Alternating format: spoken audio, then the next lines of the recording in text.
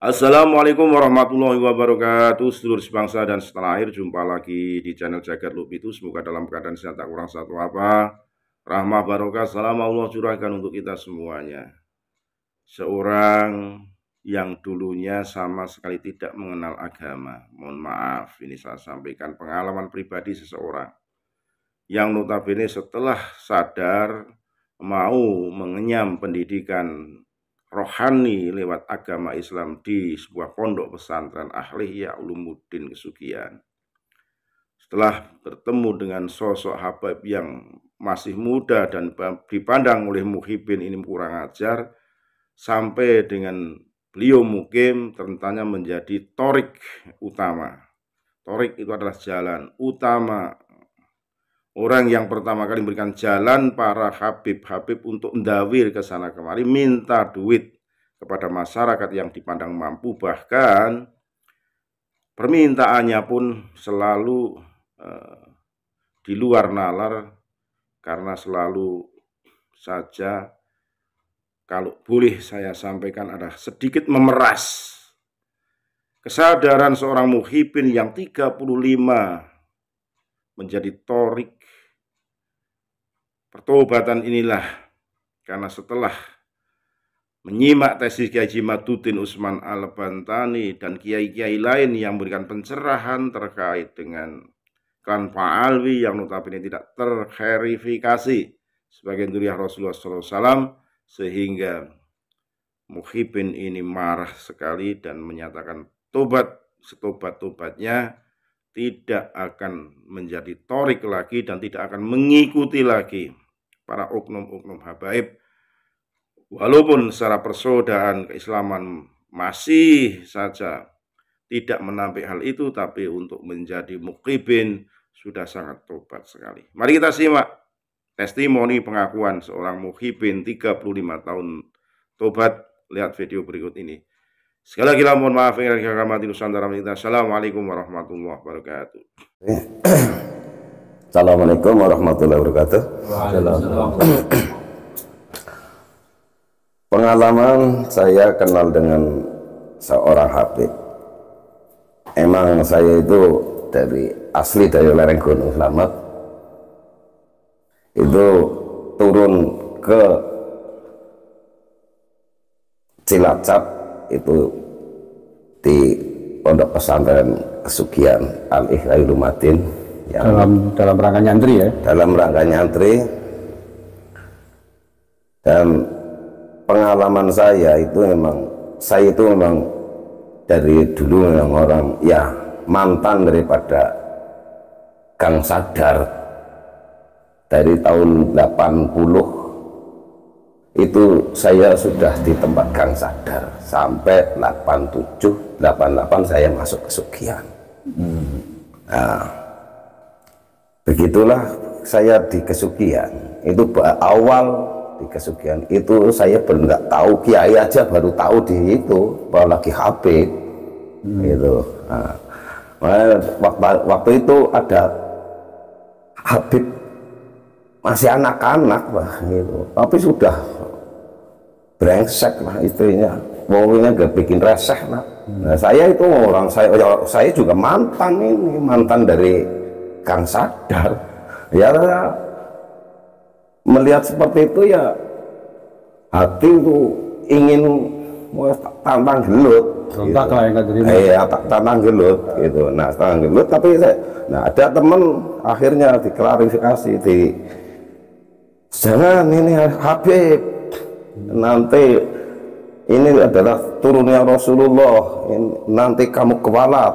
Nah, dari situlah saya mulai terdoktrin. Nah, tahun 80-an? 88. 88. Iya, tahun 88 itu berarti. Nah, disitulah awal saya kenal dengan Habib. Jadi awal kenal Habib di pondok pesantren Al-Ihya Ulumuddin Kesugihan ya? Ya. Oke. Terus setelah itu bagaimana? Ya, perjalanan perkenalannya dengan Habib? Ya, akhirnya akrab dengan Habib-Habib saya. Nah, waktu itu emang yang nyantri di Kesugihan itu banyak, termasuk Habib-Habib gitu. Waktu itu Sedekat apa hubungannya dengan para Habib ketika di pondok? Ya seperti tetap saya muliakan orang. Begitu saya tahu tentang Habib itu saya tetap memuliakan, ya cium tangannya, ya apalagi disuruh gitu, ya oke. Pokoknya apapun yang disuruh Habib laksanakan gitu. Iya. Itu berapa tahun tadi di pondok? 8 tahun? 7 tahun? Iya. Oke. Kemudian setelah selesai dari pondok pulang ke Baturaden, berlanjut ya hubungan baik? Oh itu lebih kental. Iya lebih kental. Oke, bisa diceritakan? Ya sering Habib datang ke sini, ke tempat saya sini. Nah itu ya intinya ya saya hormati, ya saya apakan saja, sering itu. Ya. Intinya akhirnya mencari uang lah. Bahasa sana itu toriknya mana Yun? Gitu. Torik bahasa penunjuk jalan. Ya itu. Saya itu akhirnya menjadi intinya saya jadi kurir, termasuk ya juga korban. Kurirnya Habib ya? Kurir Habib. Menunjukkan jalan orang-orang yang memang dianggap bisa memberikan uang. Iya. Untuk diberikan ke Habib. Iya. Atau untuk diantarkan ke rumahnya gitu. Ya seperti itu, atau kadang hanya alamatnya saja gitu. Dikasih tahu ke Habib itu, lalu Habib itu mendatangi. Iya. Itu yang disebut biasanya dawir gitu ya. Ya dawir itu bahasanya. Terus ada pengalaman nggak selama itu, berarti menjadi torik atau kurirnya Habib berapa lama itu berarti? Ya kurang lebih 25 tahun, 20-an tahun lah. 20-an tahun. Iya. Akrab dengan Habib. Iya, yang ya itu 35 kurangi 7 tahun berarti kan saya pulangnya. Ya. Itu. Ada pengalaman menarik nggak selama menjadi kurirnya Habib itu? Ya sebetulnya banyak. Ya, termasuk ya di antara salah satunya saya pernah dawir ke tempatnya seorang kiai, ya sekarang sudah almarhum sayangnya. Jangan disebutkan namanya. Iya. Seorang kiai itu malam, terus akhirnya paginya itu kiainya itu nggak terima dengan saya. Alasannya itu pokoknya pemerasan. Oke itu. Bahkan kiainya itu saya ditantang mau dilaporkan polisi. Nah dari situ saya tantang juga kiainya. Apalagi cuma penjara, cuma laporan polisi. Mati bela Habib sayun sanggup siap. Itu sampai cintanya saya sama Habib itu sampai situ. Saking muhibbinya. Iya. Ini saya kira adalah kondisi yang rata-rata terjadi di dunia santri yang terdoktrin oleh doktrin Habib untuk mencintai Habib sehingga apapun diberikan, bahkan nyawa pun dikorbankan demi mengikuti atau membela Habib. Oke, terus setelah itu lanjutkan. Ya akhirnya begitu ada tesis yang seperti tesisnya Kiai Maduddin ini. Ntar dulu. Oh iya. Pengalaman saya sampai itu ya banyak sekali lah ya, termasuk sebetulnya udah nggak enak lah kalau sebetulnya akhirnya yang kesini datang hari Jumat padahal ya Habib dekat daerah bukan musafir lah termasuknya. Itu nggak Jumatan ya biasa, saya ledekin. Jumatan Mekah Habib. Nah, itu saya ledek. Ada yang datang itu malah nggak subuhan, ya biasa. Tapi ya waktu itu ya saya bela saja orang itu. Memang bagi saya sudah terdoktrin waktu itu yang namanya Habib semua, walaupun itu bajingan, walaupun itu apa saja, itu walaupun maksiat itu tetap cap surga gitu. Harus dihormati. Saya itu harus tetap mencintai waktu itu. Itu. Terus selain itu mungkin ya ini kan demi diambil hikmahnya. Nggak apa-apa, yang penting jangan disebutin namanya Habib kan. Ya sering ke tempat teman-teman kita, hampir teman-teman kita yang ada di sekitar daerah saya itu hampir udah kena semua. Itu saya uangnya. Iya, yang amplop kalau itu jumlahnya berapa biasanya kalau minta? kalau amplop itu enggak itu.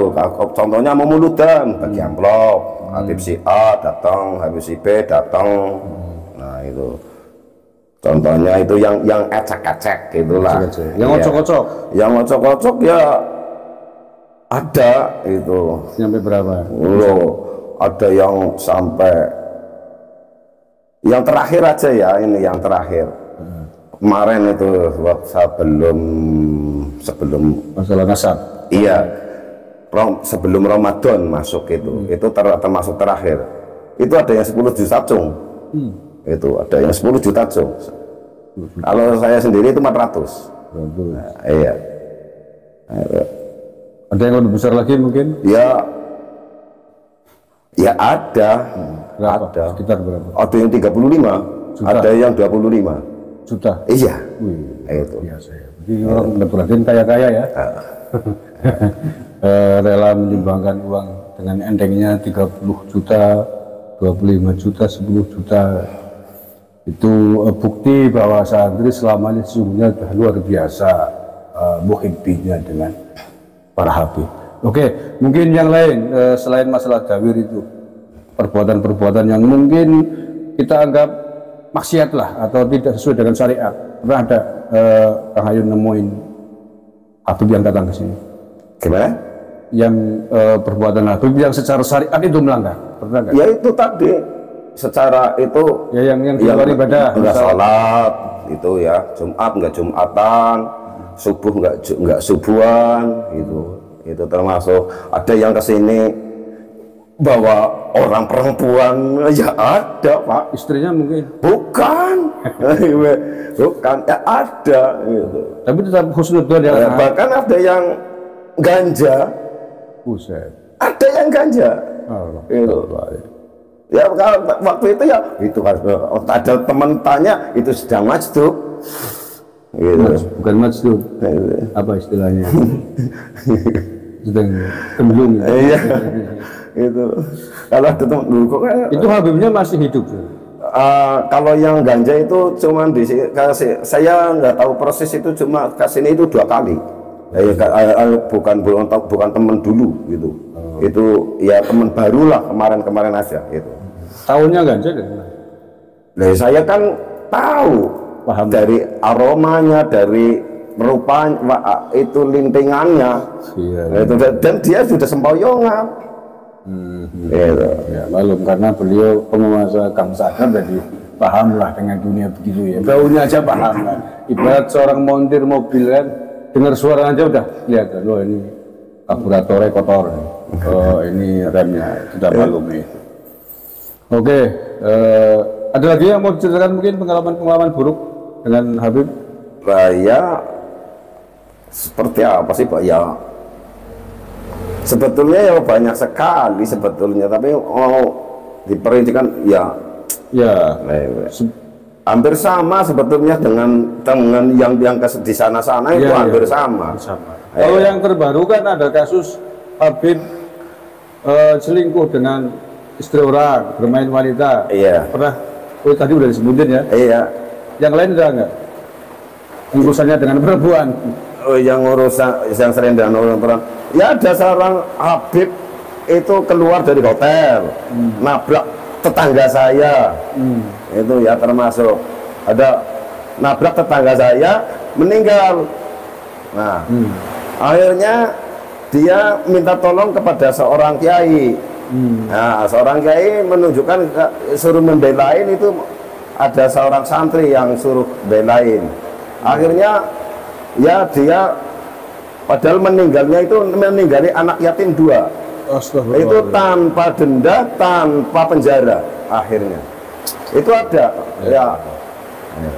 Oke ya, ini disclaimer dulu, ini bukan dalam rangka mencari-cari kejelekan, tapi bukan.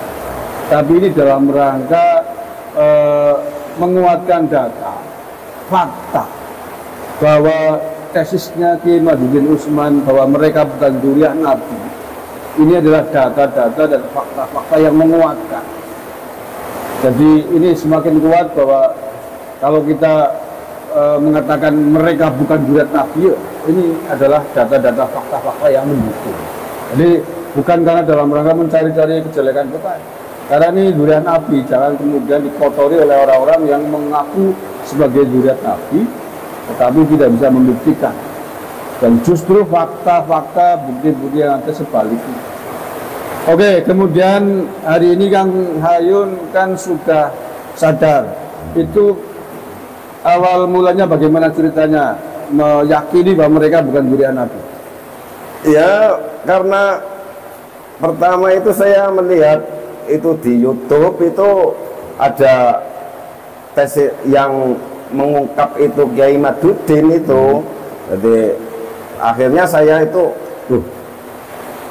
pikir kok pas, maksudnya kalau saya tentang nasab saya nggak menguasai, tentang sejarah saya nggak menguasai, tapi saya fakta di lapangan. Gitu. Saya masa kalau turunannya Rasulullah benar ya misal seperti ini. Nah itu saya lebih kuat. Itu karena saya kuatnya itu dari situ, karena di lapangannya, bukan karena ya diawali memang dari tesisnya Kiai Madudin dan sejarah-sejarah, tapi kan saya tentang ilmu nasab, kitab nasab saya enggak menguasai. Umum sama Kiai Madudin. Hanya taklid saja itu. Tapi taklid saya ya udah kebetulan alhamdulillah ya sudah nyampe ke tempat Kiai Madudin sendiri, sudah langsung di sana. Alhamdulillah. Dan sejarah-sejarah ya saya hanya sebatas melihat di YouTube itu aja. Saya memang bukan ahlinya. Ikut mempelajari lah ya, ikut mendengarkan. Saya pelajar. Nah itu lebih kuat saya. Kuat, dan sekarang percaya ya bahwa mereka bukan dzurriyyah Nabi. Oh, saya 100%. 100% percaya bahwa mereka bukan, karena hanya saya keyakinan dengan melihat faktanya ya digabung berarti data, fakta ditambah penelitian manuskripnya Kiai Madudin Usman, dan kemudian ada cerita sejarah-sejarah. Akhirnya 100% tidak percaya bahwa percaya kalau saya yakin. Kalau saya yakin kalau dzurriyyah Rasul betul, tidak mungkin akan maksiat yang seperti itu yang saya alami. Oke, yang terakhir Ayun, setelah percaya 100% bahwa mereka bukan dzurriyyah Nabi, bukan dzurriyyah Rasulullah SAW, sekarang Kang Ayun, apa yang mau dilakukan? Ya, saya selalu termasuk menggembor-gemborkan ini kepada teman-teman yang, terutama saya minta maaf, malah bahkan saya minta maaf dengan teman-teman yang saya dapiri. Yang saya minta maaf, itu yang pertama. Nah, itu. Yang kedua, saya itu selalu ingin, saya dulu mencarikan jalan ini. Ya sekarang ya saya mencari kebenaran. Itu. Kebenaran ya. Iya. Seandainya ini kan belum lama Bang, bulan puasa kemarin, bahkan mungkin setelahnya sering ada Habib kesini. Kalau sekarang ada Habib kesini, apa yang akan Hayun lakukan? Ya kalau habis ini saya hormati, kalau dia mau, kalau mau itu tamu, ya saya hormati kalau tamu. Saya di situ, ya siapa yang mau menghormati tamu, itulah orang yang beriman. Itu ajaran Islam ya. Sebatas menghormati. Tapi kalau sudah macam-macam orang tamu ya saya nggak. Itu ada haknya masing-masing. Tapi kalau seandainya kesini lagi Habib dan mengaku saya Ahlul Bait, saya tentang ini Bait, saya punya HP ini Bait ini apa betul Bait. Nah itu. Kalau perlu mungkin suruh tes DNA. Nah malah saya ingin sekali kalau itu. Itu semoga para Habib itu ya sadarlah, ayolah kita kembalikan Islamnya. Jangan mengaku gitulah.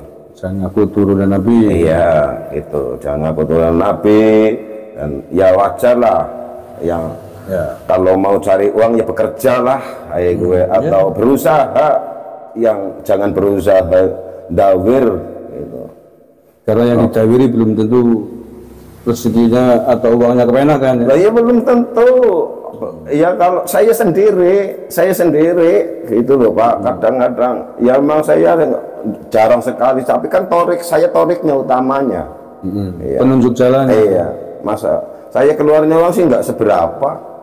Ayo, tapi saya mencarikan jalan. Ya, ya. Gitu. Oke, tapi tadi Pak Hayat sudah meminta maaf kepada katakanlah korban-korban yang sempat ditawirin atas petunjuk jalannya. Mudah-mudahan ini dimaafkan. Baik, Kang Hayat, terima kasih sekali atas ceritanya yang saya kira sangat bermanfaat.